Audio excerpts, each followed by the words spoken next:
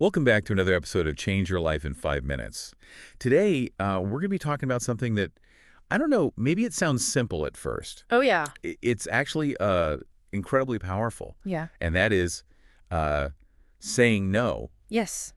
And we're taking excerpts from the Right. Change Your Life in 5 Minutes, The Art of Saying No, to understand how this small word can Yeah. really create some major positive shifts in your life. It's funny because no often gets a bad rap, Yeah, for sure. We're kind of conditioned to think of it as this negative thing. Yeah. But it's actually about freedom. It's about intentionality. I love that. It's about taking control, right? Absolutely. And that starts with understanding our own limits. Yeah, that's so important. And that's actually a key point in this source material. It all starts with self-awareness, Okay. recognizing your priorities, what truly matters to you, and being honest about your capacity.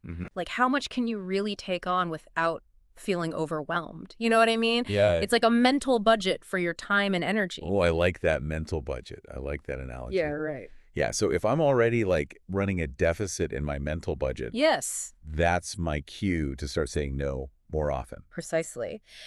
And the source material goes into some really practical tips Okay. for how to actually say no effectively. Uh-huh. And it emphasizes clear, concise communication. Okay. Like just saying, I'm unable to commit to this right now. That's okay. It's direct. Yeah. It's respectful, and it doesn't require a lengthy explanation. Yeah, that's so important, right? Because sometimes, when we're trying to say no, we get so caught up in like Right. over-explaining, Yeah. and making excuses. Absolutely. And that can actually dilute your message Uh-huh. and make it easier for the other person to push back. Right, yeah. Remember, you have a right to protect your time and energy.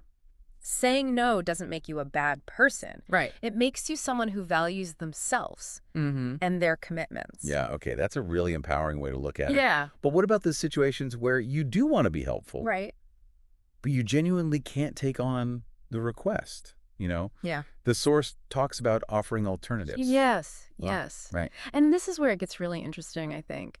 Instead of just shutting the door with a no, you offer a different solution. Okay. Yeah. Maybe you suggest someone else who might be a better fit or point them towards a resource that can help them. Mm-hmm. You could even, offer a smaller commitment like, I can't do X, Uh-huh. but I could help with Y. Yeah, that's a great strategy. Yeah. Instead of just saying no to the whole thing, you're creating a new possibility. And I don't know, I feel like it just Exactly. takes some of the sting out of the no. Yes. It shows you're still willing to contribute. It's about finding a win-win. Yeah, I like that. And, sometimes even when you offer alternatives or say no gracefully, you might encounter pushback. Right, people don't always take no for an answer. Yeah.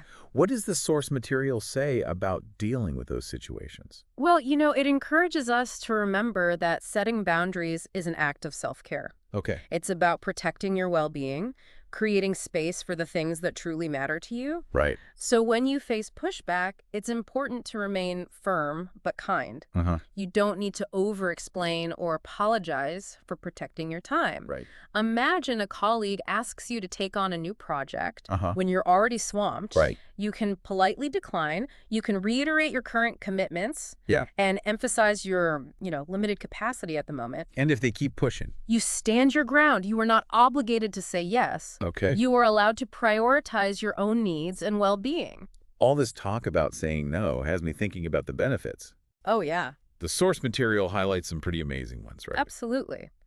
Saying no frees up your time, reduces stress, and allows you to focus on what truly matters. Right. It's about reclaiming control of your life, creating space for the things that bring you joy, fulfillment. Yeah.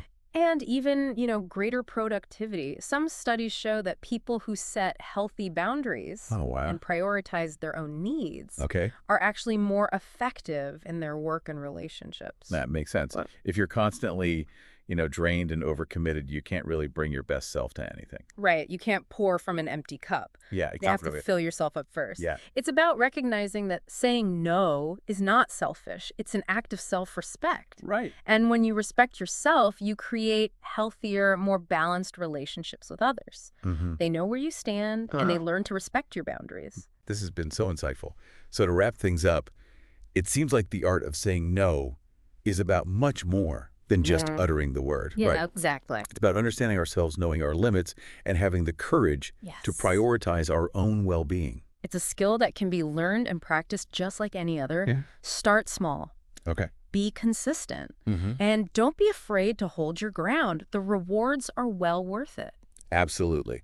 So listeners, what's one thing you'll say no to this week? Yeah. To create more space for yourself. Yes. What could you achieve with more time and energy? If you like the content, please give us a like and subscribe. Thanks for joining us on this journey of self-discovery. Until next time.